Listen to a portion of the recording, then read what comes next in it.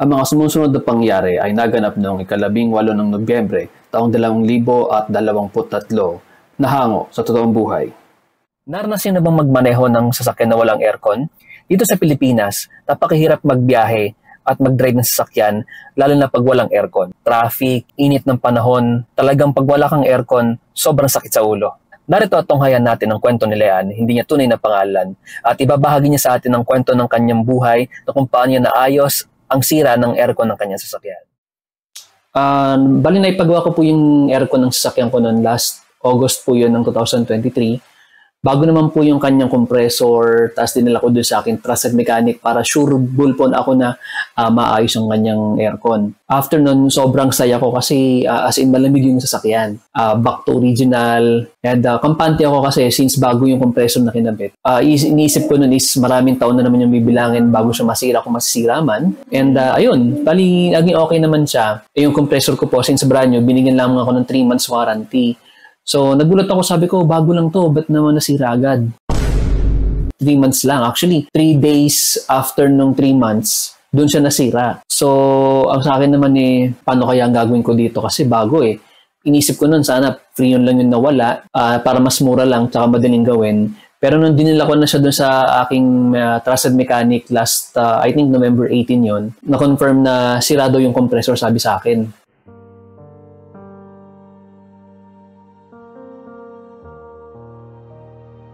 Noong November 16, 2023, habang si Leanne, hindi niya tunay na pangalan, ay pauwi mula sa opisina papunta sa kanilang bahay, ay naranasan ng ganitong problema sa kanyang sasakyan. Grabe, ang traffic naman dito, ang init pa.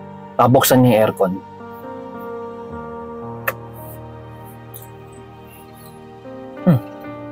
Ano to? May blower pero wala naman lamig. Anak ng tokwa naman, no. Kakaayos lang ito ng August, Wala na naman lamig. Ano kayang problema nito? Paano kaya to? Ganun talaga, wala talagang lamig. Bago lang tong compressor nito, Wala na namang aircon. Nanto ako na maggastos na naman. Sana Freon lang to. Baka naman nagtagas lang yung Freon. Nung una, hindi ko matanggap na compressor kasi parang bago lang siya. Tsaka sa talang buhay ko na may sasakyan, kahit yung mga previous namin sasakyan, pagpalit ng compressor, after nun, hindi ko na naging issue yon. Ngayon lang ako naka-encounter ng ganitong problema actually, no? Kaya medyo hindi talaga, noong time na yun, hindi ko matanggap na compressor na naman.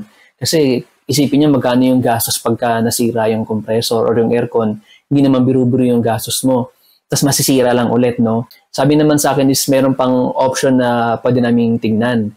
Sabi ko, ano yun? Siyempre, for me, gusto ko hanggat maayos na agad yung aircon para, kasi ang hirap na walang aircon yung sakyan. And sabi sa akin, pwede namin i-check kung yung sira ba niya is yung ECV. So, bali nung araw na yon, bumili ako ng ECV. Tapos nung kinabit, hindi pa rin siya gumagana. Sabi sa akin, parang baka sirado yung ECV. So, ginawa ko, pumalig na naman ako sa pinagbilang ko. So, buti pumayag na refund. So, nirefund nila sa akin yung payment. Tapos, nag-try ako sa ibang shop. Doon ako bumili ng ECV. Sa bagong ECV, hindi pa rin siya lumalamig. Meron lang blower, puno naman ng Freon, pero wala pa rin siya lamig. Kaya, yun, ang sinabi sa akin ng aircon technician is, palitan na raw yung compressor ng buo.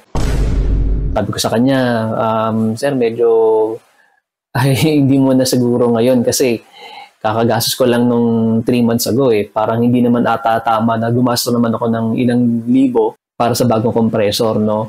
So, hindi muna ako nag-proceed na gawin yun at ginawa ko muna is umuwi muna ako nung time na yun kasi parang may something talaga. Meron akong gut feeling na parang hindi naman dapat palitan yung buong compressor.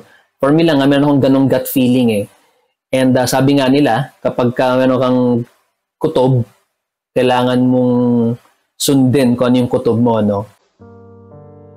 Malungkot man si Leanne na hindi nagawa kanyang aircon, umuwi muna siya para mag-isip-isip kung talagang gusto niyang i-proceed yung pagpapalit ng compressor o di naman kaya gusto niya mag-check muna ng options at yun ang kanyang ginawa. At narito ang mga susunod na pangyayari.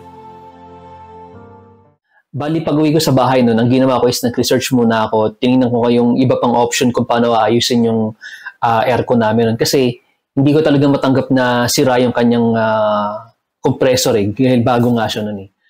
May mga time na tulala ako. Nag-iisip ng gagawin. Paggabi, hindi ako makatulog. Nahirapan na makatulog kakaisip. Kung ano yung next kong gagawin para maayos yung problema ko.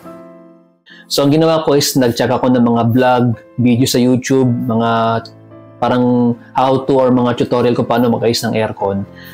At maliban doon, nag-drop din ako ng parang nag-ask ako ng help sa GC nung Rio group sa Facebook. And marami ako nakita mga option, mga solution that time na baka nga yun ang posibleng sira ng aircon ng sasakyan namin. Nandyan yung baka nga naman talagang sira yung ECB ng mga nabili ko, hindi compatible siguro, o hindi naman kaya baka sira yung evaporator temperature switch ba yung tawag doon. Kasi may nakita akong ganun eh. May mga points din na nagko-comment ako sa mga vlog ng mga ibang YouTuber na kung paano yung service nila, kung pwede ba sa kanila home service, gano'n. Tapos tinitingnan ko sa yung shop nila para madaling sakyan namin the time. Tapos nag-message din ako dun sa mga nag-reply sa akin sa Facebook. Yung mga nag-offer na service nila, tapos pwede naman daw home service, pwede hindi na ako pumunta sa shop nila. Sa akin okay lang yun. Pero kasi, for some reason talaga, meron talaga sa gut feeling ko na may something lang na baka, alam mo yun, mas murang gawin. Nagtanong din ako ng mga malapit sa aming aircon repair shop, kasi bandang masinag lang naman kami. At may mga nagbigay sa akin ng mga shop na pwede kong puntahan. So the next day, ang ginawa ko is pumunta ako dun sa mga shop na nasabi nila. Tiningnan nila yung sasakyan and ang diagnose nila is talagang compressor daw. So, nagtanong ako kung magkano yung estimate quote nila. Binigyan ako ng quotation na 23,000. Sabi sa akin, sir, gawin na natin ngayon para may warranty ka na 1 year. Sabi ko, teka lang kasi kakagastos ko lang nung August. Parang hindi ko kaya. Sabi ko, pag-ipunan ko muna. So, umalis muna ako doon. Tapos, tumingin ako doon sa pangalawang aircon repair. Tapos, pagpunta ko doon sa isa pang or sa pangalawang pang shop, ganun din daw yung diagnose nila. Compressor din yung sira. Meron pang mga ibang papalitan na pesa, ganyan-ganyan. At sabi ko, sige, budgetan ko muna, then balik ako pag ready na akong magpa-repair. Dun sa pangatlong shop na pinuntahan ko, yung RJ, Car Aircon and Electrical Shop, dun ako, wala naman akong planong dumaan talaga dun. Bali, pauwi na ako dun kasi parang, sabi ko, parang hopeless na. Sige, kung talagang siraan yung compressor, no choice ako. Maghanap na lang muna ako ng murang pyesa siguro. Ganon, yun yung next option ko. Then, out of nowhere, meron na akong, bawi na ako nito bandang bungad ng Solibin, may nakita akong shop doon na parang, sabi ko, wala naman mawawala kung itatry ko pa din sa kanilang ipakita. At least meron akong fourth na opinion ng mga mechanic. So, noong una, tinignan nila kung ano yung sira. Hindi ako nagsabi ng history, parang I let them check na lang. Then sabi nila, boss, compressor din talaga. So, dun talaga. So, since apat na yung nagsabi, again, di naman ako expert and I trust yung mga expert. So, sabi ko, sige, talagang compressor na, di no choice. Bilhin na bagong compressor. Buti na lang, nung paalis na ako nito, bali, pasaro na ako ng hood, dumating yung owner ng shop, tapos tinignan niya yung compressor. Tapos sabi niya, sa gumagawa, saglit lang, may napansin daw siya. Ano ba yung boss? Aluminum ba yan? O ano kasi ba? Alloy.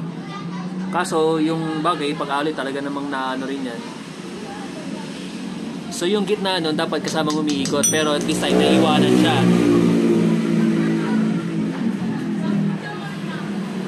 Pati yung pa pinabasa ulit. Ito oo nga no. Gagawa natin ng barato. Iyan. Sa Pilipino tayo sa rin. Siyempre, di ba? Basag na, grabe ko na kung ano. Tira kasi building dito. Paano bumigay yan? Sa lakas ng ego niya, ano? Stock up, ano ba? Hindi, malambot naman siya eh. Malambot lang talaga, no? So, ayun, no? Bali, napansin nung owner nung shop na parang may mali daw doon sa compressor ko. Sabi ko, parang, okay, bago sa pandinig ko yun, sabi ko, anong problema? Anong something wrong?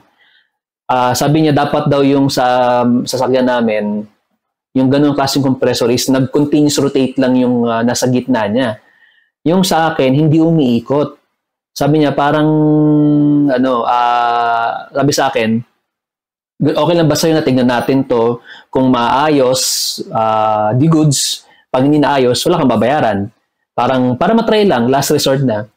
Sabi ko, sige, wala namang mawawala. Nilinaw ko again, pag hindi naayosan, walang bayad Oo, okay daw sa kanila. So, okay, binaba yung compressor ko nun.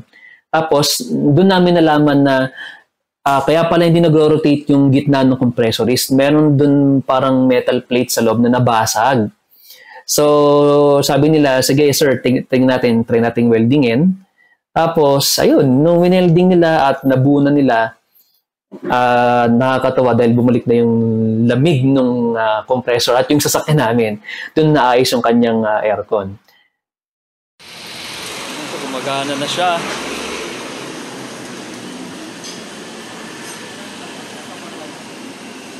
Lamig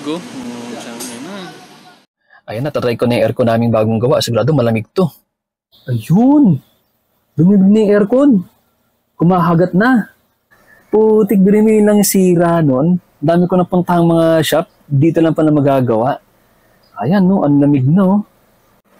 Ayan, may nangagat na. Ang lamig na ng aircon. Nangagat na yung lamig. Ayos to, astig.